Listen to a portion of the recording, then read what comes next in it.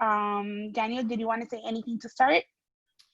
Yeah, thank you everyone for joining us this evening. My name is Daniel Lisi. I'm a publisher. We publish books under a label called Not a Cult here in Los Angeles.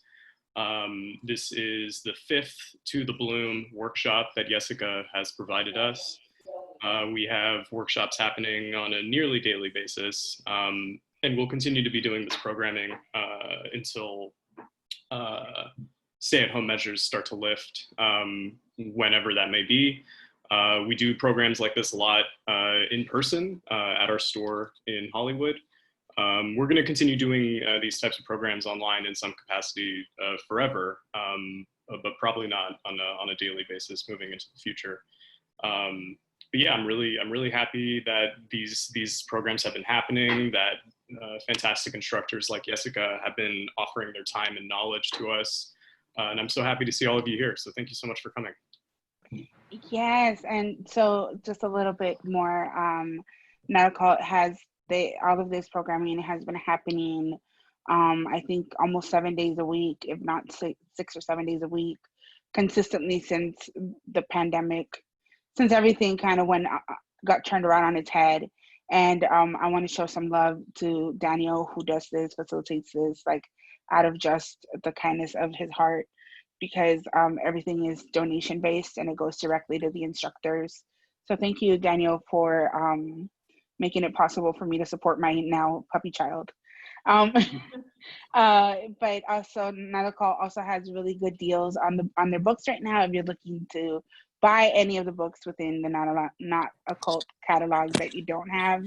And they even have the dog-eared section where it's like sometimes if a book is a little bent or has like maybe a little tear or just something that makes it considered a little damaged or a little like off, they tend to get returned and not sold at all. And then all these books go to waste, and it's wasteful to waste books in general for the environment and for ourselves.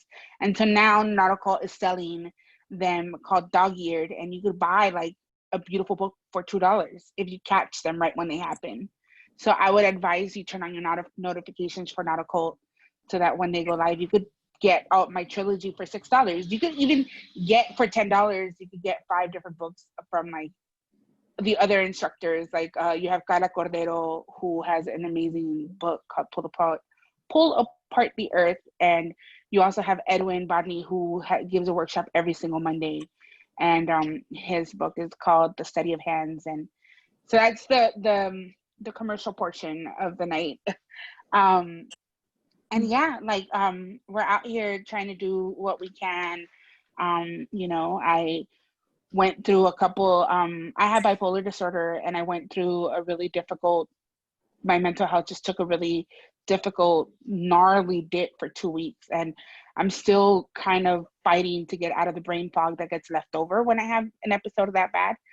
And so these workshops have been so refreshing to me because it's the one thing where I get to show up and be fully present in the moment. Like for some reason, this works for me. And then like all of my other duties, I'm like, I can't even open an email.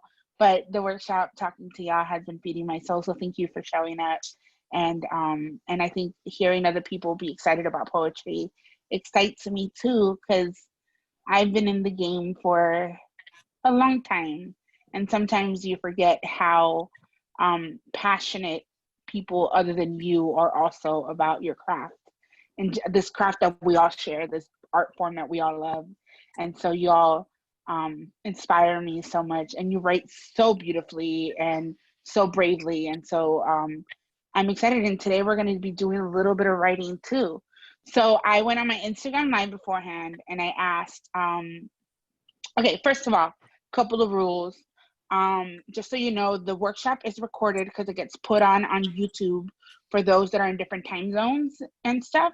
Just so that you know that if you share something or whatever, just know that it's not entirely just private to the Zoom. So but I still want you to be brave and share if you would like to. And then what else? We respect each other here, obviously. We haven't had any problem with any of that, with anybody being supportive. And also my big rule that I always tell everyone, is that this is your space. This is when I give you all the opportunity to share, take it, share, read something. Even if you don't think it's ready, we're writing as we're going. So this is all unedited. It's all stuff that you're writing in the moment. I don't expect you to have a fully edited piece when I ask y'all to share. And if you don't want to share, that's fine. I don't pick on people. But when this turns off and we turn off the cameras and you regret the fact that you had the opportunity to share something you wrote with me and your fellow workshop attendees, nobody's fault but yours. That's on you, because I gave you the space. So this is your shit, and if you don't want to take it, then oh the fuck well. Right? You invested your time and your space and your donation for you to be here, and take full advantage of it, because many of us, I'm looking at your beautiful faces, we're POC folks, right? And and especially those of us that are femme, woman, or even non-binary, we tend to like play background roles a lot in things, because that's kind of the communities that we come from, right? Like, how can I help you? What do you need? What can I do for you? And we don't usually stand in the spotlight. And so I try to remind folks that, like, when the spotlight has your name on it, step into it. Because if you don't, somebody else will. And no one's going to be to blame for it other than you, because it had your name on it. So today, this is yours. So that's my speech. That's my spiel. So we're going to be writing a poem today throughout the workshop. So if you've never written a poem before, well, that's about to change. We're about to write a poem. So if you've always wanted to be a poet, if you've always wanted to go into poetry and have never thought, well, today is the day that it happens for you. Today is the day that you become a poet. So I'll give you a certificate at the end of the workshop. It's usually just my face, but that works too. And so did anybody from our last workshop 2 weeks ago, did they have anything they wanted to share that they wrote during or after the workshop? Brianna, go ahead. Oh, also there's a chat on the side. At the bottom, you see the option to chat. You can always, if you want to share it, it's best to say like, I want to share, or me, or whatever, so I can keep an eye on that and call you by name so that we don't get confused and overlapped with each other. So Brianna, we'll go with Brianna, and then after Brianna, we'll go with Ruby. So Brianna, take it. Sure, let me just grab it. Okay, yeah. So I wrote this one about, you had given us a prompt of the first time you held someone's hand. Mm-hmm. As far back as I remember, my hands were always too small to hold all of my father's hand. A walk home from school to the little blue house on Ellis Street, a popsicle dripping red, white, and blue from one hand down to my arm. In the other, my father's free hand, or just the two fingers that fit in my palm. His skin felt dry like sandpaper, even smelled like the sawdust littering our kitchen table, left behind from a project unfinished. His hands were covered in white scars, a spider web mirroring the scores crisscrossing our kitchen table from the mishandling of an X-Acto knife. My mother covered them with floral tablecloths. He was too stubborn to put down a cutting mat. And that's that. Beautiful. Thank you. Thank you. Thank you for that. Ruby. On task. Yes. Oh, there you go. I'm here. So this is the vignette prompt that you gave us. Yeah, that was the last thing that we did for vignettes. And if you're listening to this and you're like, I don't know what any of these things are, well, I have good news for you. They are all on our YouTube. Oh, and also from when we started doing these workshops in what is it, March, Daniel? In March? Can you repeat the question? The workshops, when did we start doing them online? Yeah, I think it was March. like mid-March. Yeah. We've had over 2,000 participants. I mean, not just my workshop, but with all the workshops that we've been doing. So all of the workshops done by me and any of the other writers from Nautical, and even just friends of Nautical, they're all on our YouTube. So like, you could take a whole writing day if you want. Okay, anyway, Ruby, please go ahead. Cool. It's called Doddering. It is a night with 2 full moons, the heaving, sweaty, white mountain of my mother's stomach, mirrored high among the storm clouds. Buried in her ocean, I look to the sky. It is a day of sunlight through spring leaves. Beside the stream, flowing with stones, I become my mother. Birth the forest, forgive her, the trees whisper, and I do. It is not day nor night, but smoke. My skin is sticky with rose perfume and lies. I open and open and open until I forget that I am not the sky, but like my mother, a woman. It is a morning filled with cornfields and railroads. I see your angry tears hiding clearly for the first time, and know that you are going somewhere, and that you've been somewhere, and that I too am going. That last line is so beautiful. Thank you, Ruby. Oh, that's so beautiful. Thank you. Thank you both so much for starting it off with such beautiful poems. Y'all make me want to like listen to you and not even have the workshop. But then we have to write poems so that we could have the workshops. So what we're gonna be doing today, which is pretty cool, we're gonna be writing an ode, or we'll be writing multiple small odes. So it's a ODE. Who is familiar with what an ode is? Pablo Neruda had 3 different volumes of odes. He loved himself an ode. So can anybody tell me the definition of ode? OD. I know my accent sometimes makes it sound like O, but it's ODE, ode. No, yes, maybe so, perhaps. Daniel, what's an ode? And I am not good at these literary definitions. Don't call on me. I'm gonna embarrass myself in front of the class. No, yeah, I'm not embarrassing you. I'm like, you're the only person I feel comfortable calling on. Okay, anyway, an ode, there's different things, but at its core, an ode is a poem praising something. I like to think of an ode as a love poem to something, right? So it could be an ode to a person, place, or thing. Like there's no requirements to what you're writing an ode to. But at its core, the ode is supposed to be turning something ordinary into something extraordinary.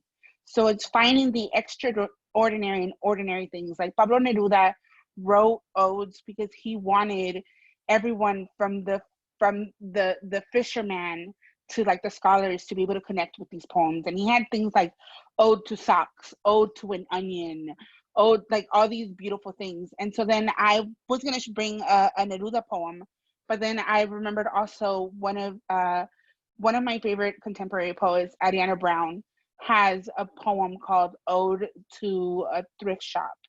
And I want to see if by sharing my screen, I could share the poem with you. We're going to try this out and see what is the what in the who and the what. That desktop wallpaper though. Oh yes, my Lisa Simpson stone, my stone Lisa Simpson. Yes. Hold on. So, yeah. I don't know if it shares because no, it might not be happening. This looks good on our end. Oh, it does? Okay, perfect. Yeah.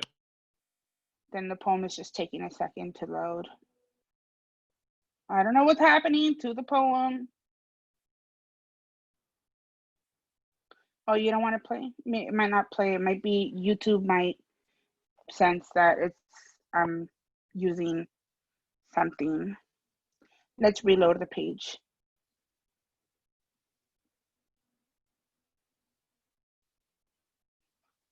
There we go. Do y'all get audio? Can you hear it? Not getting audio. Okay. Well, that is okay because I'm pretty sure Button has subtitles. No, see, it knows I have a dog now. It's trying to tell me dog things. So if you can't hear it, you could read along, okay?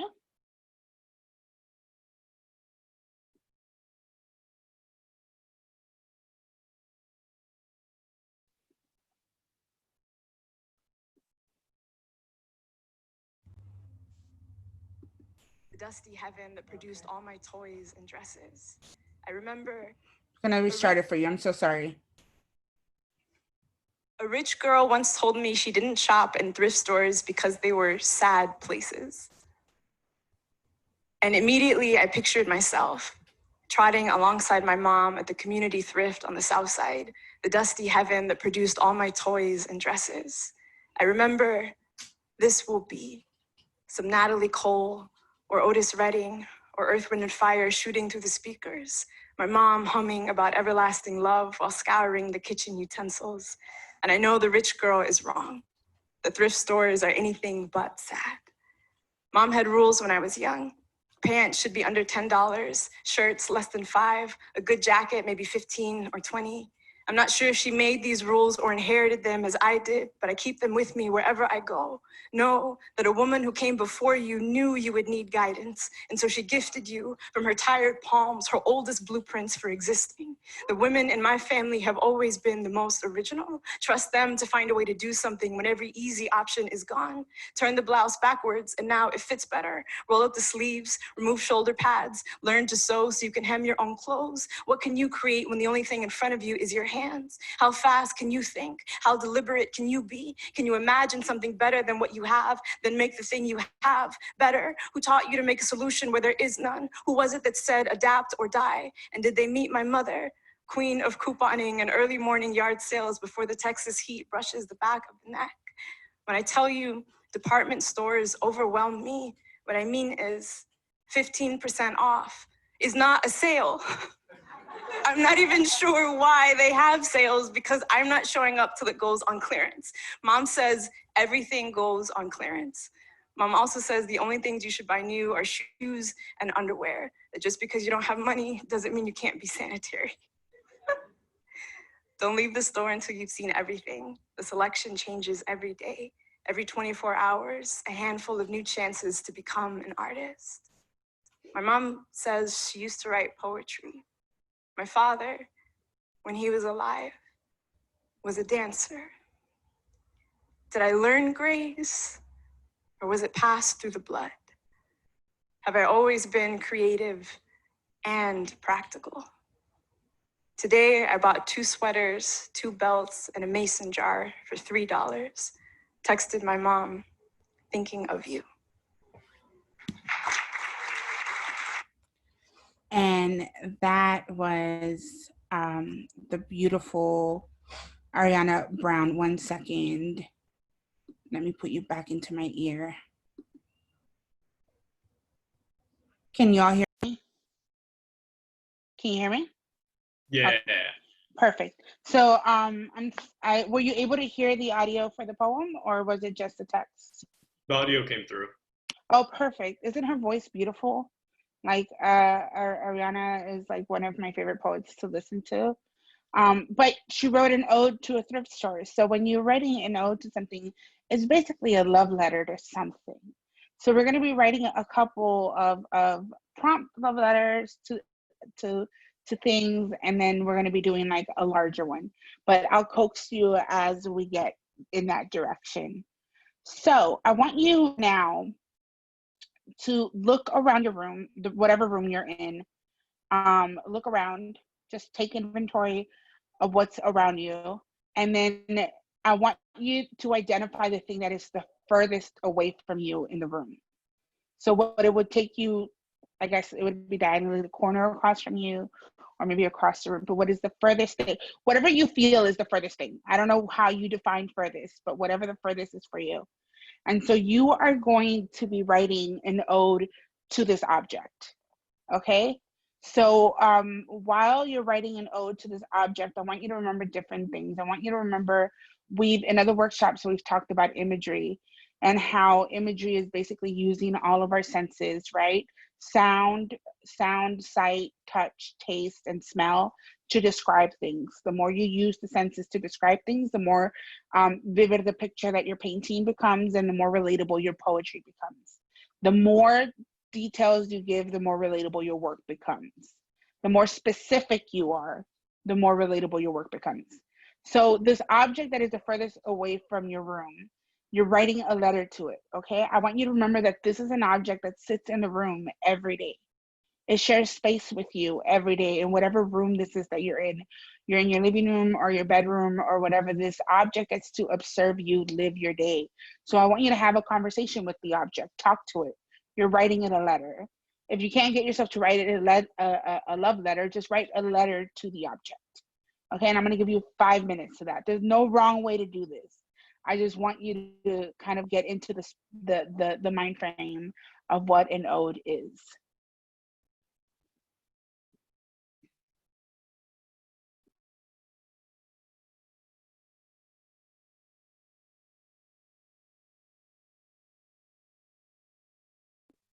Wait, before you write anything, I forgot this last workshop. If you're writing from pen and paper, if you're writing pen and paper, you can still find it on the opposite corner where you'll be writing at. If you're writing on a screen, go back to the top of the page. I want you to set the date. So today is the 29th. So it would say April 29, 2020. And you would put the time. If you're in LA, it's 7:32. If you are wherever you're at, you figure that out because I don't know time in other places. Just set the time, and I want you to set 2 facts that are true for you today. It could be anything. It could be I'm hungry and I'm tired, or it could be it's hot as fuck, or whatever it is. I just want you to write 2 facts, and this is an exercise that I use for you to ground yourself. For you, 1, ground yourself, and 2, when you go back in a month or 5 years to this piece, you've written something that tells you who you were in the moment that you wrote these poems. So you'd be like, oh my gosh, that was when I was living in this house with this person. That feels like forever ago. Or, oh, I wrote this poem during the pandemic. Like, I was able to create beautiful things during a time that like stuff wasn't happening. Like, you know what I mean? So sometimes we forget who we were. And this is the good way for you to ground yourself every time you write, to at least put the date, the time, and a fact that's true for you for the day. And so after you do that, go ahead back to the bottom and keep writing the ode to the object furthest away from you in the room. I think it's so cute that there's 2 people that are taking the workshop together, and 2 little smiling faces. Yes, I see you. Okay, bye. I'm not going to talk to you for 4 minutes.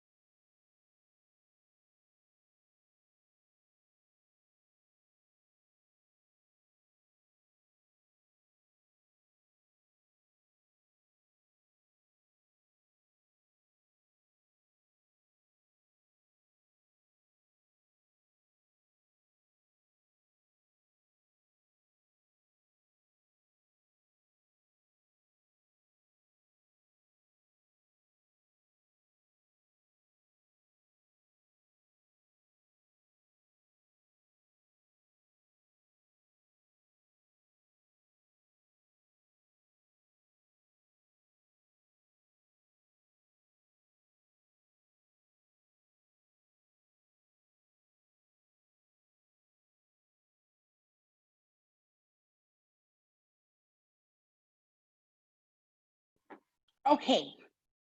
I don't know if it's been time or not, but you can stop. If you don't finish them, it's fine. You can always go back and revisit these later and like write more if you were really inspired, if you really like the prompt. This is just to kind of get our juices flowing and to get us going, and just know that what we are creating is first drafts of poems. And so I don't we like sometimes you don't finish the first draft in the first sitting. Sometimes you do. And so yeah, does anybody want to share what they wrote? Okay, right? Yeah. Okay, so we'll go with E, who said I can share first. Just remember to type on the side. Hi, so Okay. my name is Elia, and this is an ode to credenzas. It's really short, so you may not always have a name that rolls off the tongue, but when someone remembers what you are, the whole room is triumphant. That was so beautiful. Can you read that again, please? It was, It says, take your time with it. that you may not always have a name that rolls off the tongue, but when someone remembers what you are, the whole room is triumphant. So beautiful. Oh, that is so What is beautiful. that? I don't know what that is. And then someone's like credenza, and then everyone's like, oh. Yeah, that is so beautiful. Also, when you all share poems, whether it's in a workshop or it's on stage, just remember that sometimes we get nervous in a way that we kind of like not self-sabotage, but in a way that we kind of a crutch that we use is to just like throw the poem out there really fast, right? Because we want to go back to like not being quiet. But this is yours, it's your truth, and it's your story. So take your time with it, savor it, because the more you love your work and the more you put into your sharing of your poem, the more you're adding to the poem even after you wrote it. A lot of the times when we read it, like our inflections, our voice, our joy at what we wrote, or our pain at what we wrote, whatever. Hold on, I'm letting the truck. How dare a truck drive by my house? Just like you're letting that also become part of the poem, how the poem keeps changing even out after you've written it. But Ida was so beautiful, and the second reading of it was so gorgeous. It's like you gotta, when it's lines that are that short but that good, savor the fuck out of them. Let's see who said Ebony. Hi. Hi. Sorry, it's my first time. I'm gonna be brave. I'm so excited. Okay, this is an ode to a postcard. Little postcard, not quite art, not quite souvenir, carefully preserved, the blue square, a copy of an art piece. You were part of a set I picked out at the museum near the school. Green square, blue square, not destined for a letter, no. You'd be my art, proof that I was there, this brown girl, loud and drunk and not quite prepared to do so. I sat in the College of Kings and read your Shakespeare. So Sorry. beautiful. Proof that I was there, and then I sat in your College of Kings and read your Shakespeare. That is so beautiful. Thank you. Thank you. That is, oh my God, that is so beautiful. Okay, so wait, I'm coming to the people that were up here. Stephanie with a Y. Hey. Hey, Steph. Hey, Yesika. Okay, this is tentatively called Ode to What Still Lives. I call it Planty, a soft call to the sliver of green at my windowsill, another way of endearing any evidence of life. There is still love here. Planty knows nothing of my struggle to get up and open windows. He waits patiently for those warm rays of sun. I feel his jubilation as the heat makes his leaves dance. He knows nothing of the care, the extra reminder my mother passes along. How much water did you pour? I try to pour in some of me too. I try to pour in some stuff that's so beautiful, and your title is so good. And what we title poems is very important. A title is also the part of the poem. Many times, and I've been guilty of this too, we tend to throw away titles, and they're so important It's a name. You don't just name something like I'm gonna call you Noodle for no reason, right? And then that's like you're just throwing away the opportunity for something beautiful. So the fact that you said an ode to what still lives, I like that could be so many things before it to be like a piece of like earth green. It's so beautiful. And then your mother asking you like, have you watered it? Like, so she's loving you through your love for the plant. So beautiful, Steph. Thank you. Thank you. Thanks, Nancy. Yes. I love you. And I'm gonna mispronounce I'm gonna try not to mispronounce your name. Alien? It's Eileen. I know the spelling is weird.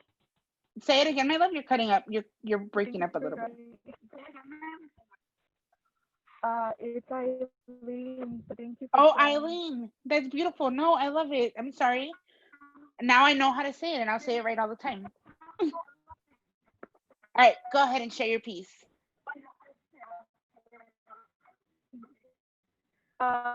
So mine's called An Ode to My Best. I remember the first time I met you. The way my soft teeth was pressed, your sun-kissed skin. You would clung to my ears, your cold arms wrapping around them like a child to its newfound mother. The way mommy would make me put your gold arms on me, the way my eyes would roll in anger, the way my soft cheeks became the plum tomatoes mom brought back home. The voice raspy burn like her hands, the loving hands that cultivated and harvested dreams into a reality and fruit into the table. I remember your laughter against my ears as we ran together. Our sun-kissed bodies listening in the warmth. My love, so your microphone was breaking up a lot. You sounded so beautiful reading it, so I let the tone of what you were reading play through anyway. But if you can you please copy and paste the poem on the side so that we can also read it, because your audio was coming in and out a little bit.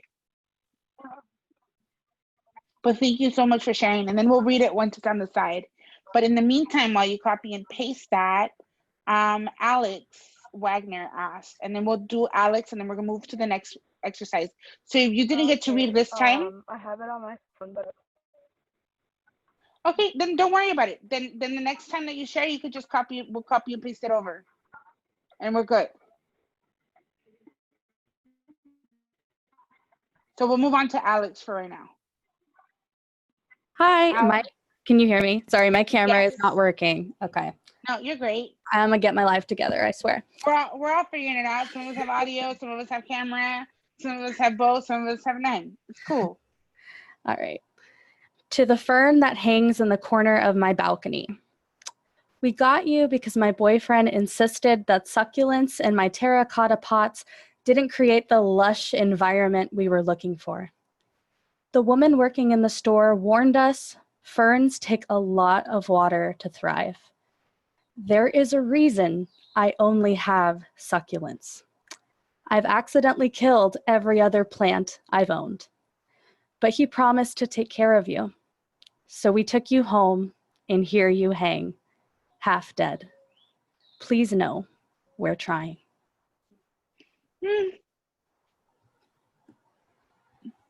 I have feelings. Metaphor for all my relationships. But thank you so much for that. That is so beautiful. That ending line is so gorgeous. Oh my gosh. Thank you. Okay. Yes. Okay, next writing prompt. Another ode, right? This ode, okay. So I want you to think you are packing a bag and you are going to spend the first night ever with a new lover. Whoever it is. If you're with someone right now, just reimagine the first time you were going to spend the night with them. Or if you're single like me, just dream up a lover and you're going to spend your first night with them, and you are packing a bag. List 8 things you are packing. Just make a list of 8 things you're packing into this bag.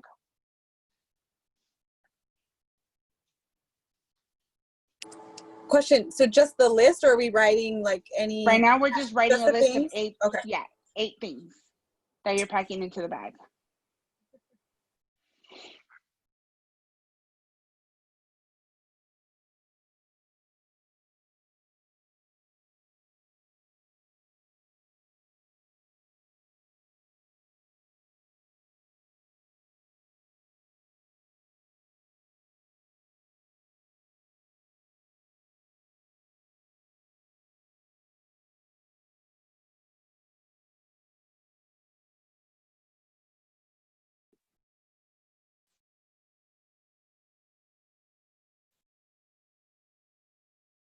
Okay, this can't be that hard because you're just packing a bag.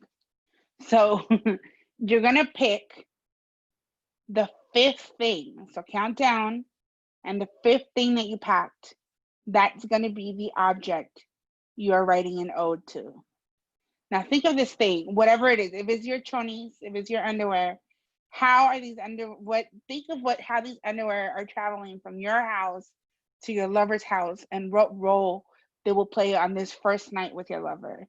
If it is your phone charger, if it's a chapstick or whatever, just think of this little object that you're carrying with you from your home to another home, and its purpose, and how do you feel, and how does this transfer over to this object that you're carrying with you, that you're taking. Are you taking this object as a security blanket? Is this object there to support you? Is this like, are you going to need, if your phone is the 5th thing, are you going to need your phone to call your Uber back from your love? Like, just think of the role this object, the 5th object on your list, is going to play in your night with your first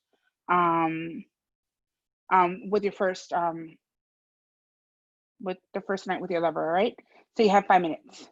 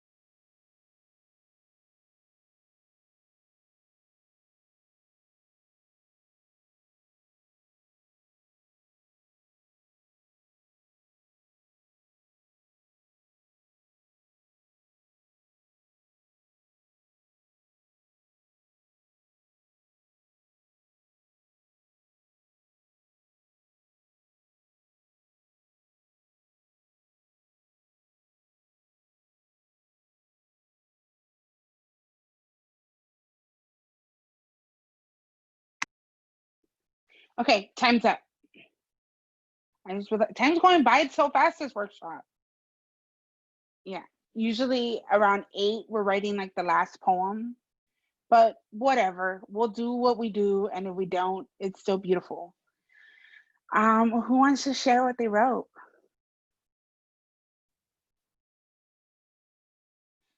You en español. Guadalupe, por favor, en español. Guadalupe's going to be sharing in Spanish. So, yeah.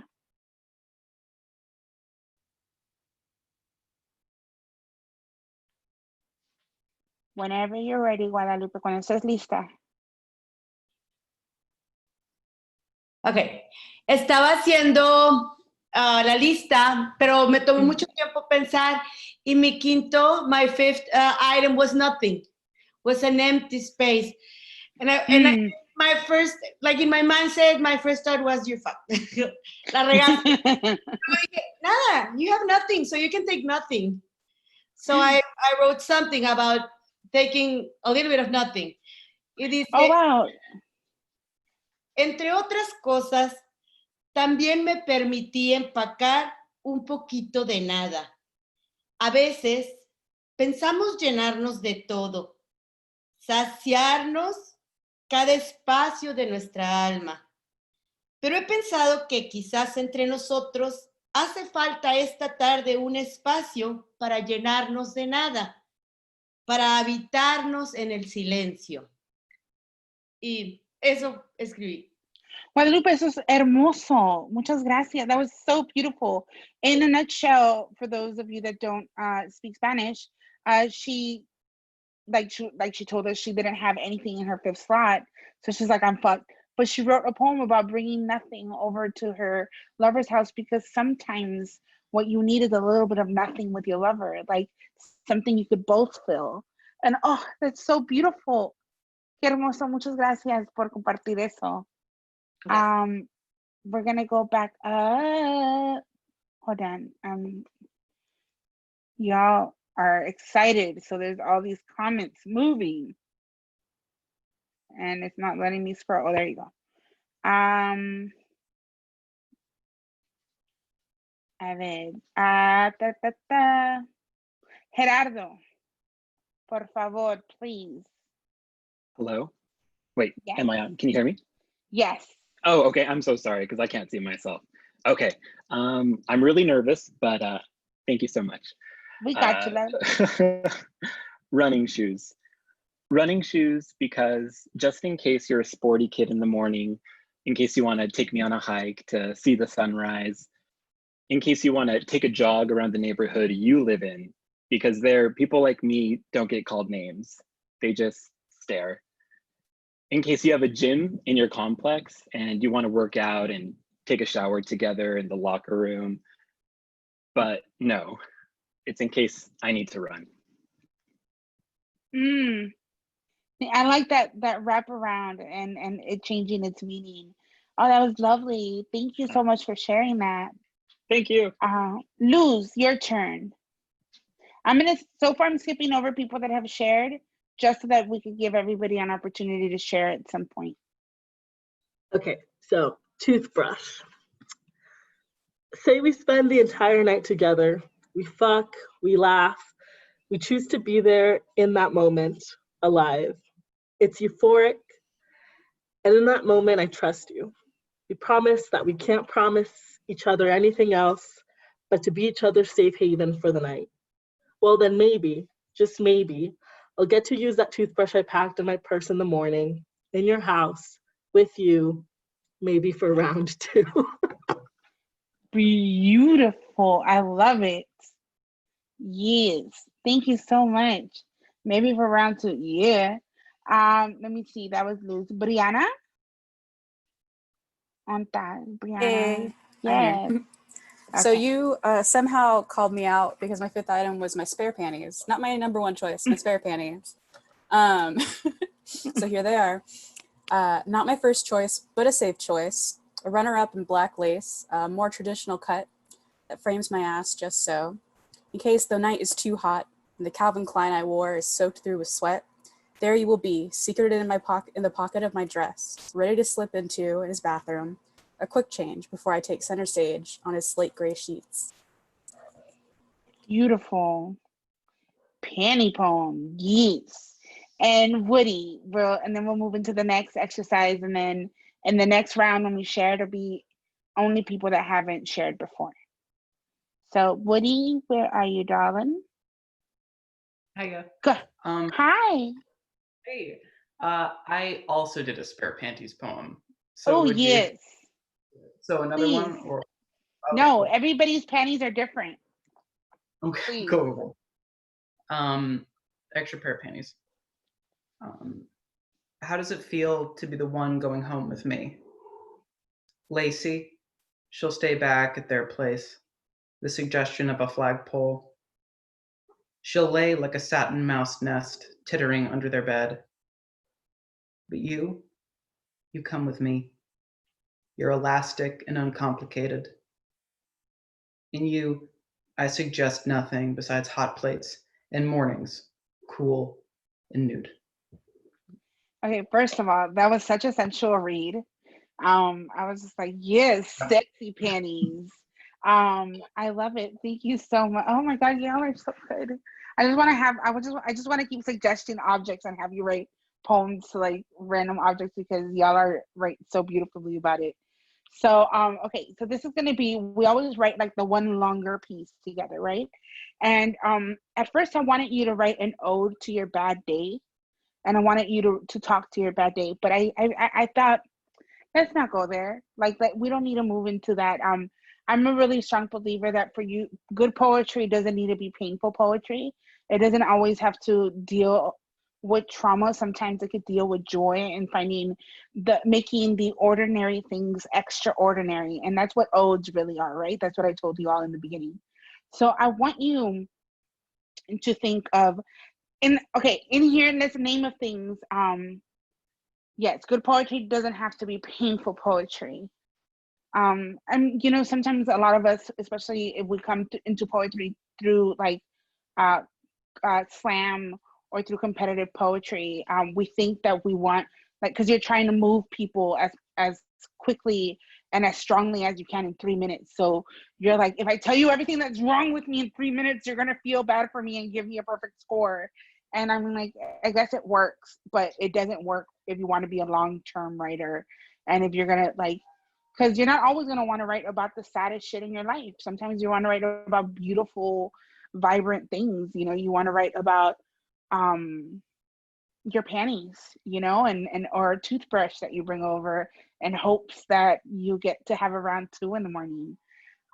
You want to write or sometimes I think it's really beautiful to find the joy in really in really difficult times. Like right now, I don't know if you can hear my neighborhood yelling in the background, and at 8 p.m. everybody loses their shit in Silver Lake.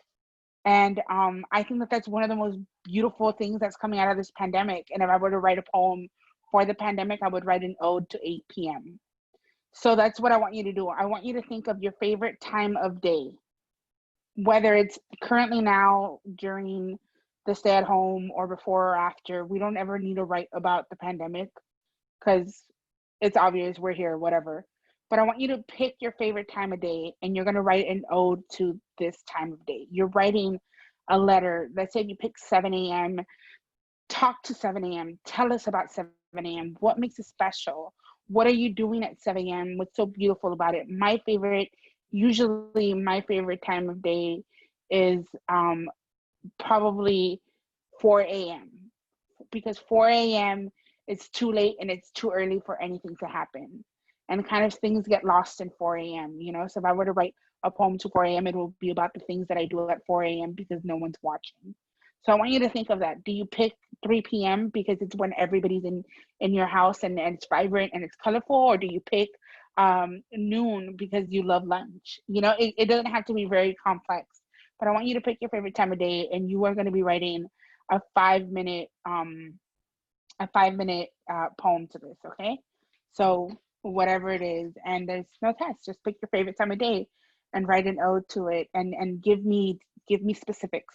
Place me in wherever you're at this time of day, whether it's in your office or in your home or at school or in the park or in your bed, I want to feel like I'm there with you. So I'll see you in 5 minutes.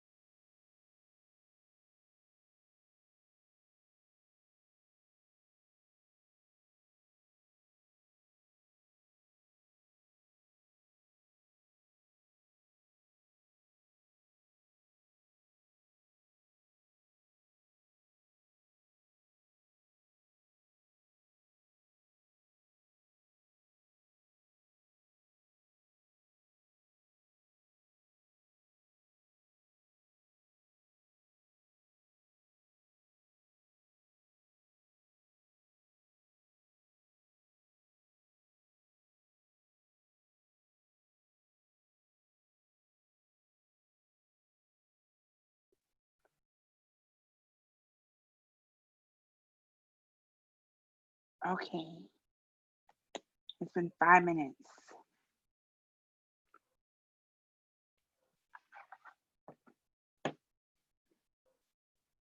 And y'all are still writing away. I love it. Y'all showed up ready today. Sometimes you're not ready and I have to fight with y'all. But today, this is beautiful. I missed you too. I think go outside and howl at 8 p.m. I stopped. So as some of you are finishing, I had started like documenting this little experiment I was having with someone in my neighborhood where I would yell at 8 and he would yell back and we would go back and forth yelling at each other. And I'm like, is this love? Like, did I find my pandemic puppy somewhere? He's out there.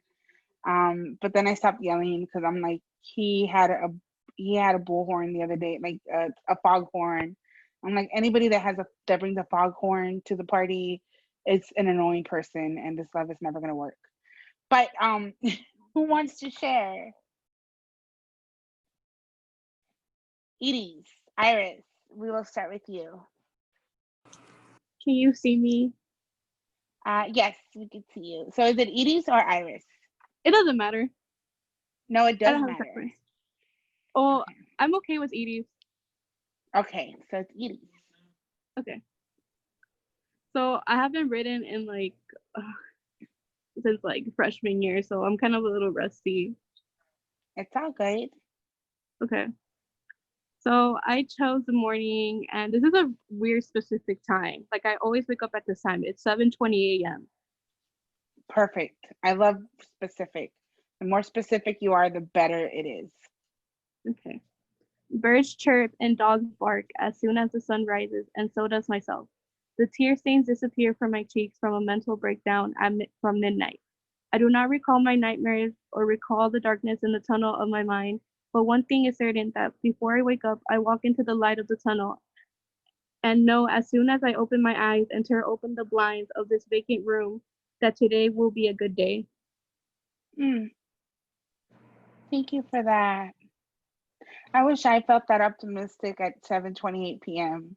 At 7:28 p.m., I'm just like, I gotta pee. Don't talk to me. Don't scare my sleep away.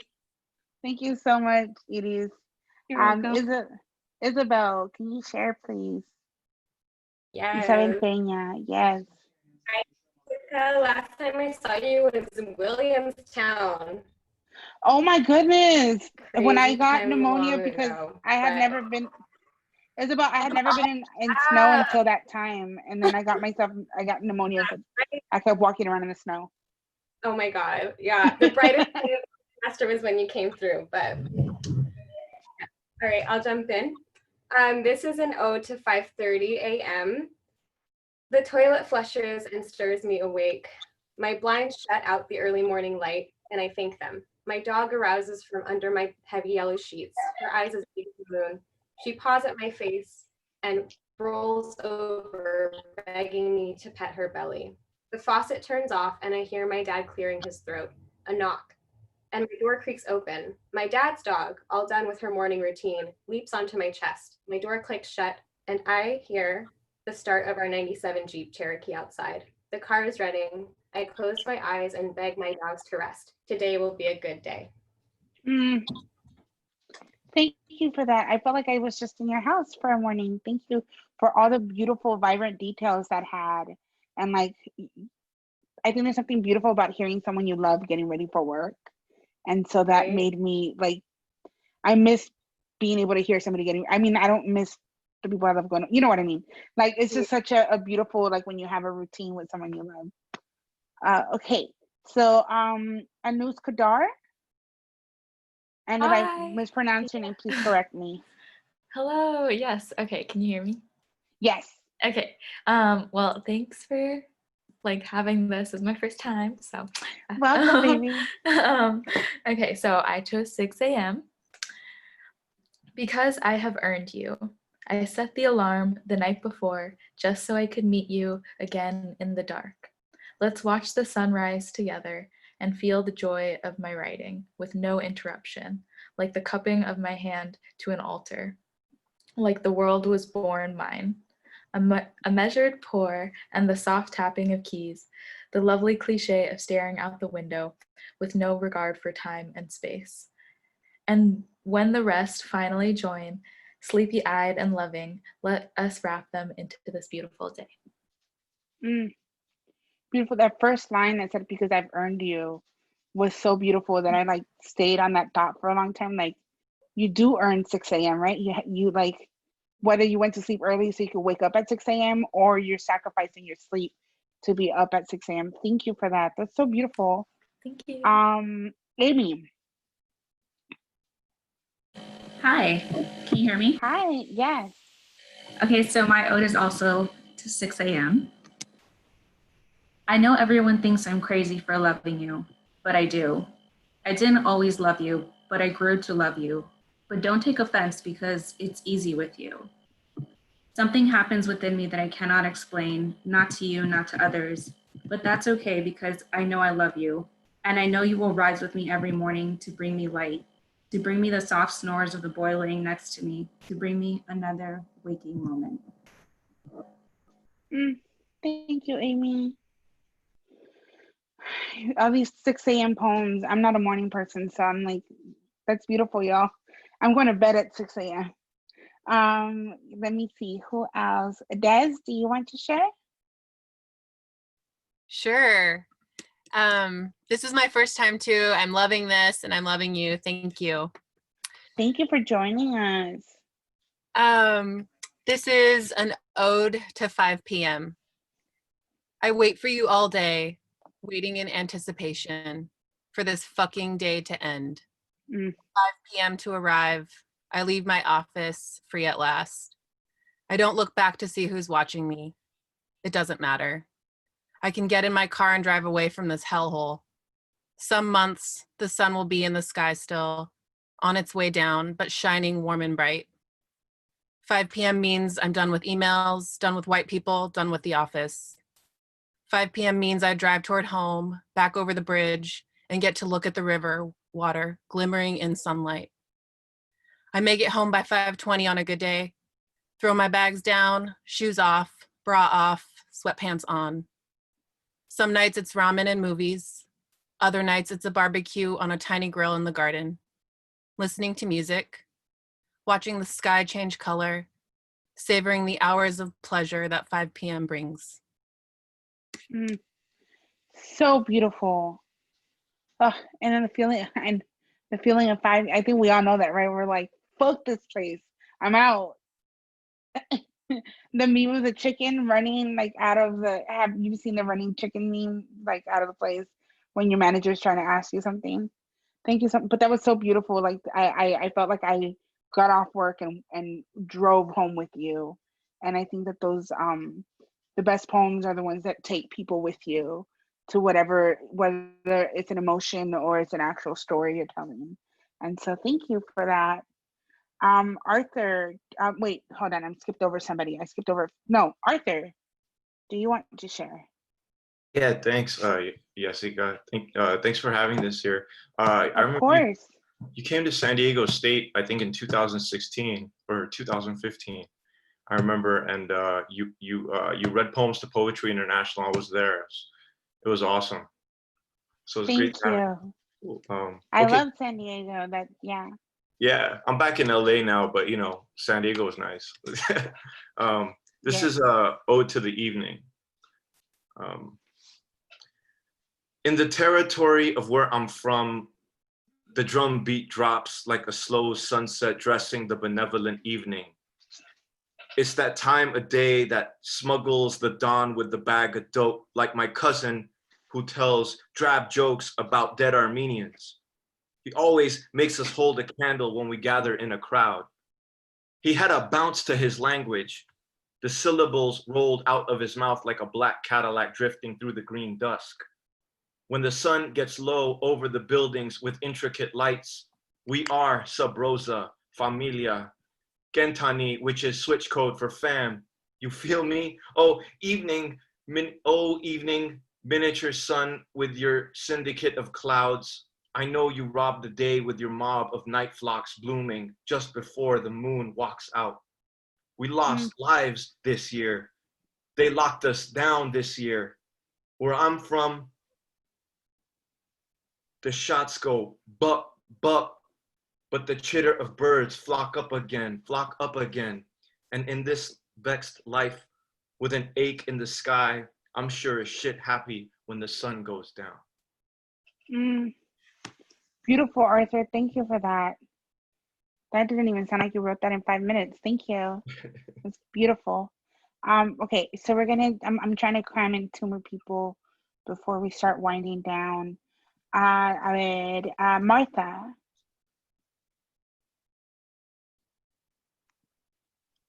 Martita. Where's Martha? Hey. Hi. Hey, it's my first time sharing. Oh, nervous. Oh, well then, here we go. Okay, so this is an ode to 2 p.m. Yeah. My daughter is napping, finally resting. Mama needs a break too. Maybe now I'll have breakfast. This time is for me. I can do what I like. I can dance, I can clean. I can do my makeup or step out and smoke a blunt. I can write or read, but the best part, it's all me. The sun is either shining or the clouds are passing. I look out my window and my neighbors are at work. Some gardening, some playing, the kids riding bikes. My chances are limitless, all in maybe 1 or 2 hours. Just Martha at 2 p.m., then when she wakes, mommy again. Beautiful. Thank you so much. Thank you for sharing.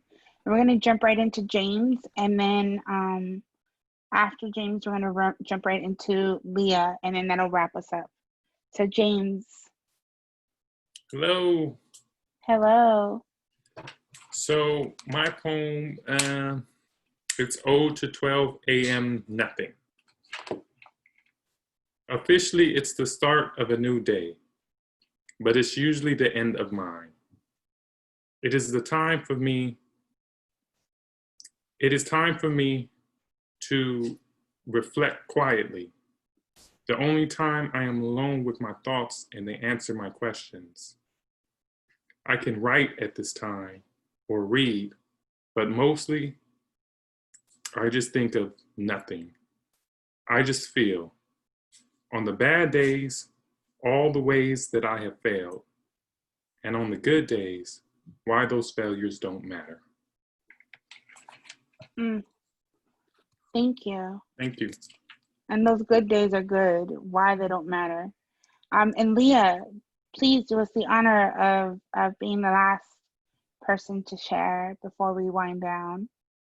Sure. Hello, my name's Leah. Leah, I'm sorry, I gave you a whole different name. No, it's okay. It's okay. It's Leah. No. I answer to both. It's Leah. Thank you. Okay, so my poem is an ode to 3 a.m. and it's okay. I'm starting off like this. 3 a.m. quiet, pleasing, cold, but it's I could stretch to warm my bones and muscles. I mind can fall asleep.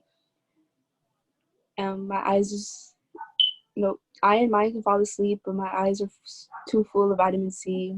So I'm just staring at the stars, hoping that the brighter star does not come soon.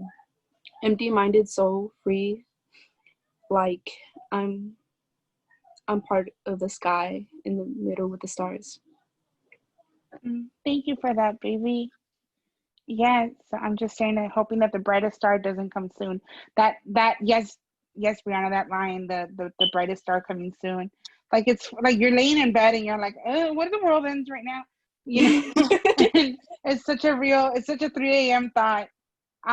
So the reason why I had you all write about time, like a time of day, and we wrote about these objects, also like turning the ordinary extraordinary. I also wanted y'all as writers, wherever level of writing you're at, we always need to remember that everything is universal. Even as we think that we're the only people with a very specific identity, it's beautiful to write from that specific identity, because that is what makes what we write universal. I write specifically about my identity as a fat Salvadoran woman who grew up in a household that looked a specific way, that made choices in her life or had life take turns that didn't. and I write about all of that. And but people connect with it, right? And people are drawn to my work, not specifically because they've experienced the same exact things, but because we all have the same feelings to things that we feel, that we write about. And that's what connects with us. Like, and two things that all of us experience every single day, no matter who you are or what walk of life, and we all experiencing it the same, is love and it's time. So just know that we all know time and we all know love, whether the absence of it or the abundance of either thing. And so whenever you are lost about what you are writing about, think about time and love and how they incorporate into your writing. Every poem you will ever write, because an ode is a love poem to something. Every poem you will ever write is about love, whether the presence or the absence of it. Think of it. Even the poems that you think that are not about love are love poems. It's because you love something enough that it moved you for you to create. And so I want you to think of, as you move forward and you write for yourself or to share with everybody, I want you to write from a place of love. This doesn't mean you're going to write all romance and love poems and that's all you're ever going to write, but just think of it like, why did I choose to write about this one thing? Like, what moved me? It has to be my love for this particular object, and I want to translate that to people. And you know, when you fall in love with someone and you're telling about this person that you fell in love to your homies, right? You want to sell the person to them. So you're like, they do this and they do that and they're this and they're that and whatever. So think of that, of everything that you're talking about in poems. You want other people to be able to connect, because like I always say, poetry is a mirror, and you want to be able as a writer to offer the clearest mirror for the reader. And so in that reflection that you're offering to people, because we all go to poetry looking for ourselves. We're looking for someone to connect with someone in some kind of way.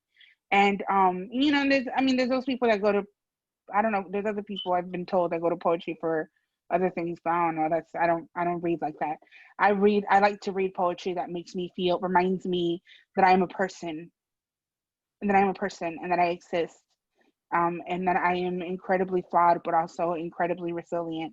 And that's the poetry that moves me. And so that's why I chose Ariana's poem to share with y'all, because Ariana's poem, Ode to the Thrift Shop, so many of us sometimes have apprehensions about growing up in like where we grew up, like socially or economically and things like that. And the fact that she wrote to wearing secondhand clothes and to going into these thrift shops, and how it became a skill set her mother taught her and that her mother's mother taught her. And she's like, some woman somewhere loved me enough to give me these tools of survival.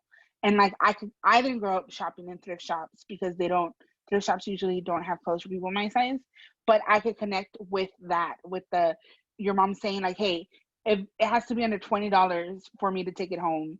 And so you got to learn to maximize the fuck out of whatever it is that you're buying. And so when we wrote about times, we all experience 2 p.m., 5 p.m., 6 a.m.